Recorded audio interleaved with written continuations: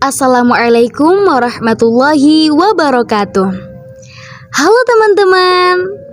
Kali ini yuk kita simak bersama presentasi dari kelompok 1 kelas 1C Prodi Gizi Fakultas Psikologi dan Kesehatan mengenai pencernaan kimiawi dalam tubuh.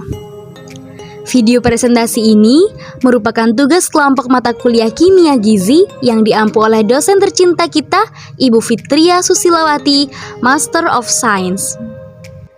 Dan pemateri kita kali ini ada Ulfa Nur Fadilati dengan nomor induk mahasiswa 21070260059, ada Najwa Alfa Sahrazen dengan nomor induk mahasiswa 21070260060, ada Hilda Atia dengan nomor induk mahasiswa 21070260061, lalu ada Lu'lu' Solihah Al-Adawiyah dengan nomor induk mahasiswa 21070260062, lalu ada Anggraini Aprilia Cahyani dengan nomor induk mahasiswa 21070260063, ada Alifna Ifadea Az-Zahra dengan nomor induk mahasiswa 21070260064, dan ada Azhar Jannah Zahira dengan nomor induk mahasiswa 21070260065.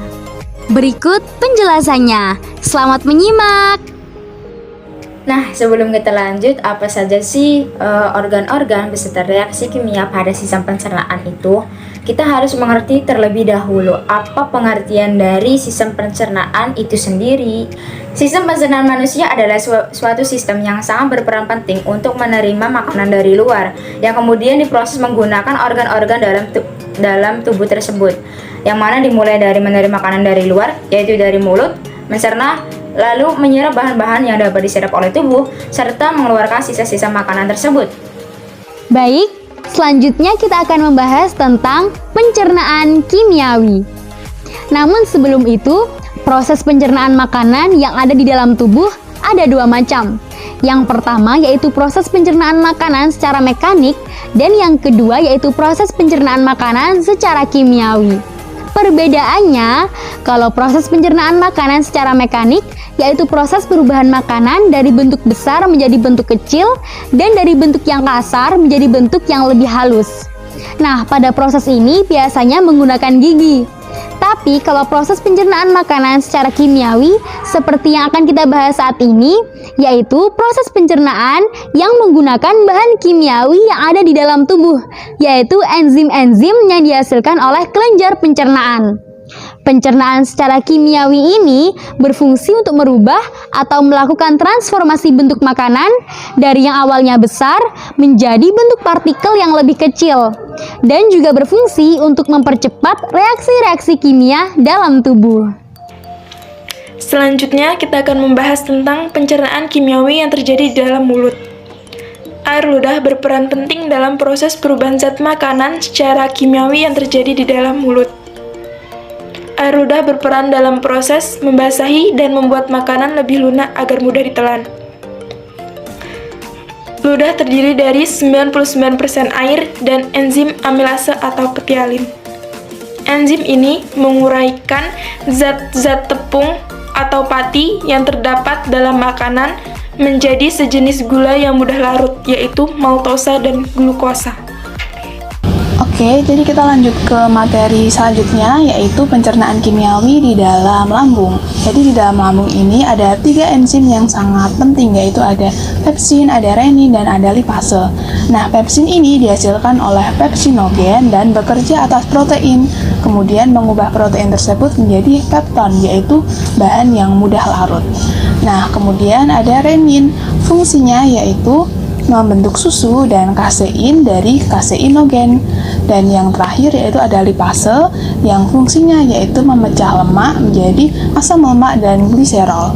Nah, teman-teman, di dalam lambung ini tubuh juga menyerap zat yang larut di dalam lemak, yaitu diantaranya ada aspirin dan alkohol.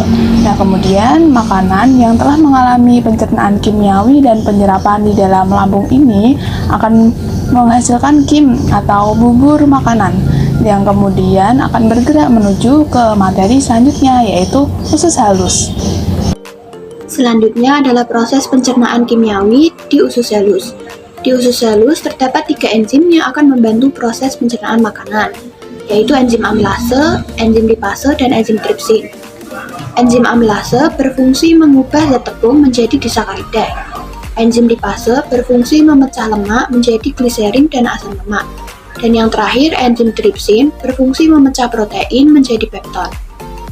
Materi selanjutnya adalah enzim dalam getah usus. Enzim dalam getah usus itu ada enzim enterokinase yang berfungsi untuk mengaktifkan tripsinogen yang dihasilkan oleh pankreas. Kemudian ada enzim erepsin yang berfungsi untuk mengubah peptida atau pepton menjadi asam amino. Kemudian ada enzim invertase yang berfungsi untuk mengatalisis hidrolisis sukrosa menjadi campuran equimolar monosakarida. Kemudian ada enzim laktase yang berfungsi mengubah laktosa menjadi glukosa dan galaktosa. Kemudian ada enzim maltase yang berfungsi mengubah maltosa menjadi glukosa. Selanjutnya adalah materi tentang usus besar. Di dalam usus besar tidak terdapat enzim pencernaan karena saluran ini hanya berfungsi untuk menyerap air.